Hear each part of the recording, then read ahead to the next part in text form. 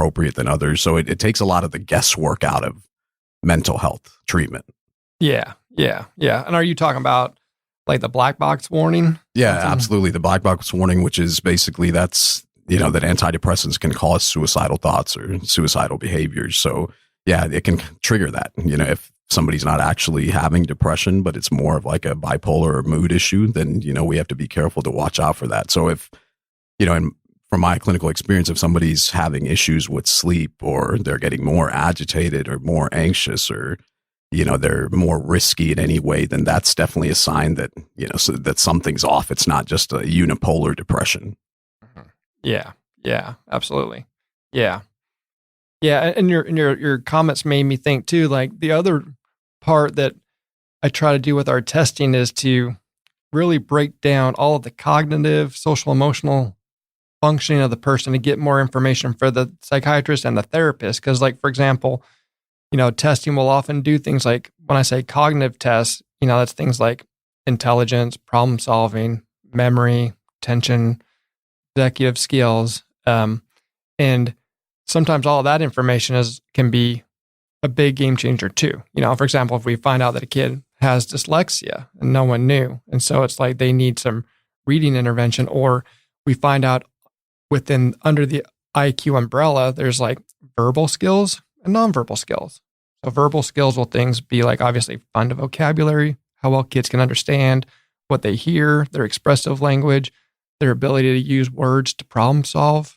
And then nonverbal skills will be, how well can they work with visual spatial information, blocks, puzzles, pictures, fluid reasoning.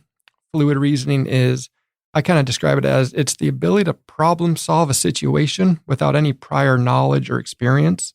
So it's, it's like, let me present you with this thing you've never seen before. Can you make sense of it, figure it out, come to some solutions? And we know, like, for example, good fluid reasoning is very closely tied to success in math, and good verbal skills strongly tied to good reading and writing skills. And so, when you're able to break down someone's skills in this realm, or even we can use the other domain of like memory, or we help find out, like, are you a verbal learner or a visual learner? Do you learn best if information is repeated and simplified? Or do you learn better if information is put in a context with extra detail?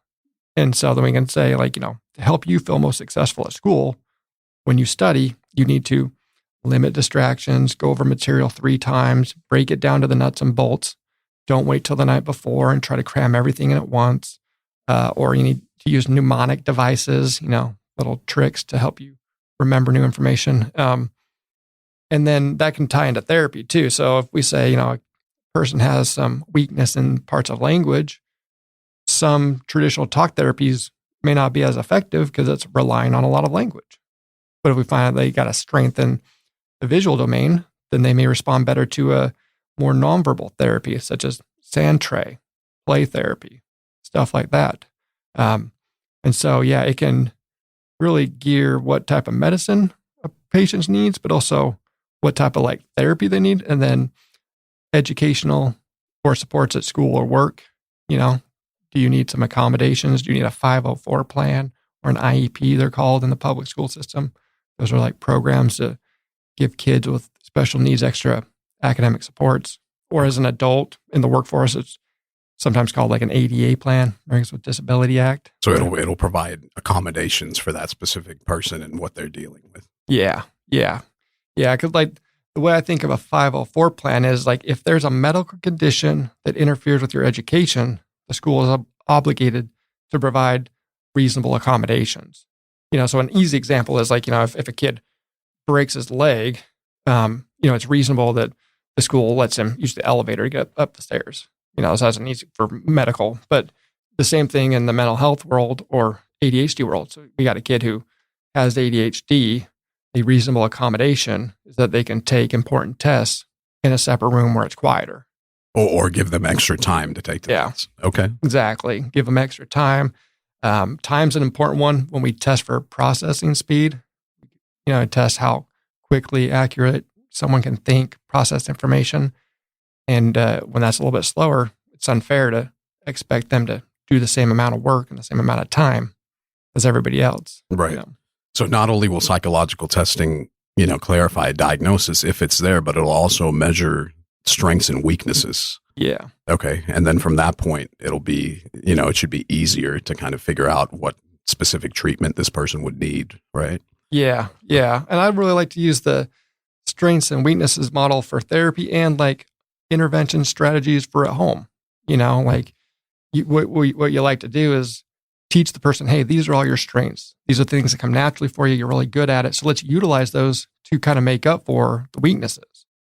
So example, if you're a really good problem solver and you're good at that, but you're a little bit of a procrastinator, bad time management, let's utilize your skill of problem solving by coming up with a very good to-do list to prioritize. Why don't you use your thinking skills? Like what's most important?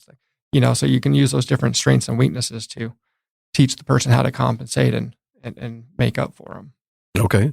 And going back to how, ADHD can actually be anxiety, right? So I've seen a lot of people who come in and they tell me they can't get things done, right? They're procrastinating.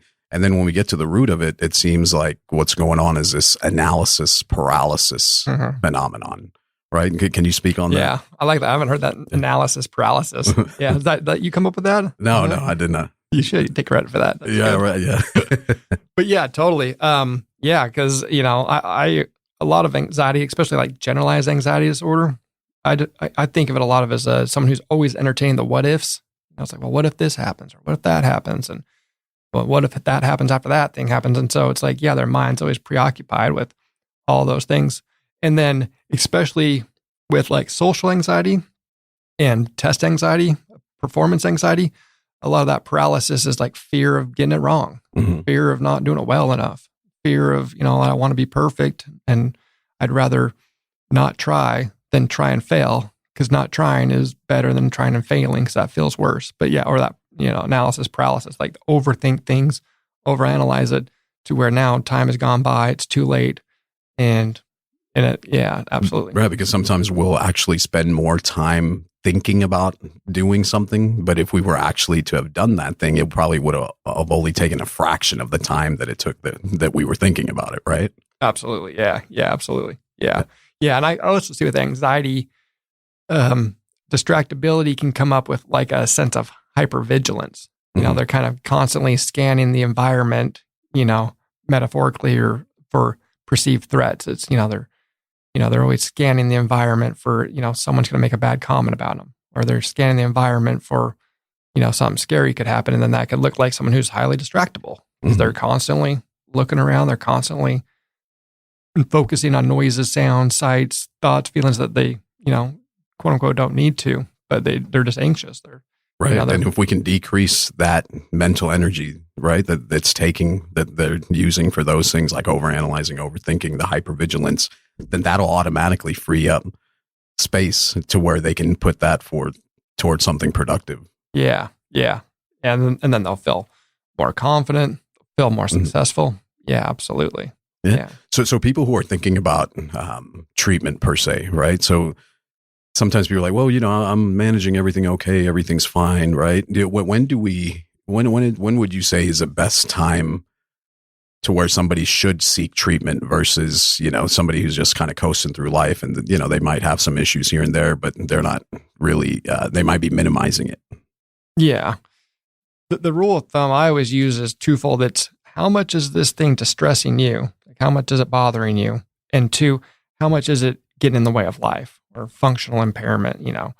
There's a big difference between someone who says they're depressed, but it doesn't bother them a whole bunch, and they go to work every day, they carry on, versus someone who says, I can't, it's on my mind 24/7. I feel like crap all the time, and I have to call in sick to work at least once a week because I just can't get myself out of bed, or I'm just paralyzed with fear, and so it's like it's interfering with my work, it's interfering with my relationships, and it's stressing me out. Like then that's definitely when it's time to seek some help. But I'm biased, you might be too. Early intervention I think is key. It's like trying to get people in the door before it gets to that point is usually a lot more successful. It's easier to get someone on the right track before it's too, I don't want to say too late, but it's just harder if they've into it deeper, if that makes sense. I agree. So it's kind of like prevention is better than cure, right? Yeah. Okay. Yeah. Okay. And another topic that I wanted to bring up is, how going back to how different diagnoses, across the board, there's similar symptoms across those, right? So depression versus bipolar depression, that's a huge, problem, I would say, because, a lot of people, they're being treated for depression, but, what they actually have is bipolar depression. So could you differentiate that for us? Yeah. Yeah. And I'd be interested to hear your thoughts on that too. Okay. But, I know that our current diagnostic manual, the DSM-5, kind of separates depression from bipolar, but I have always thought of them as under the same umbrella, under, mood disorders, the way you feel. And, in years past, decades past, we used to call it unipolar depression and bipolar depression. Now we call it depression and bipolar, or we call it, major depressive episodes and all that, if we want to get too technical. But so I think that they're very similar. The difference is that depression will have the downs. So that's, the apathy, the lack of enjoying things like we used to, the sadness, negativity, pessimism, lethargy, problems with sleep, appetite, stuff like that. Bipolar has that, but then it has the highs.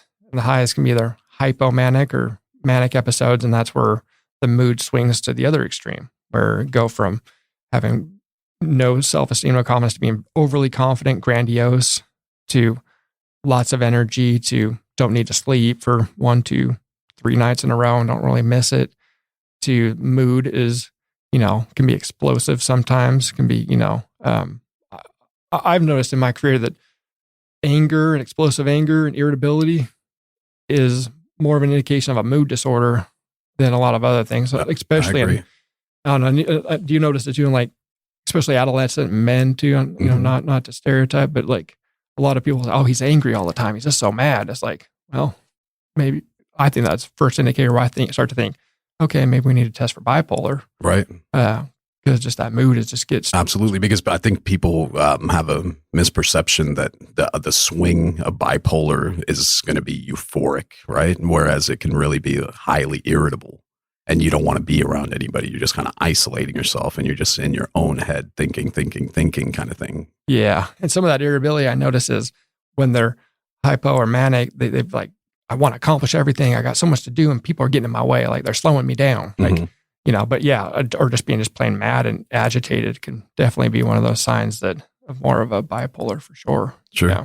Or even like getting a lot of things done in a short amount of time, but then not doing anything for a while, right? Yeah. A lot of clients will say, I wish I could stay in that hypomanic stage all the time because I get a lot of stuff done. Right. But what happens is they end up burning themselves out, right? Because they have put too much, they've done too much to where it's not a healthy thing. But I mean, it's a productive thing, but it's not a healthy way to go about it. Yeah, that's a good way to tease that. Yeah, it's productive, but not healthy productive. Yeah, because then they burn themselves out and then they crash, or the mood swing goes the other way. And then, then they don't get anything done.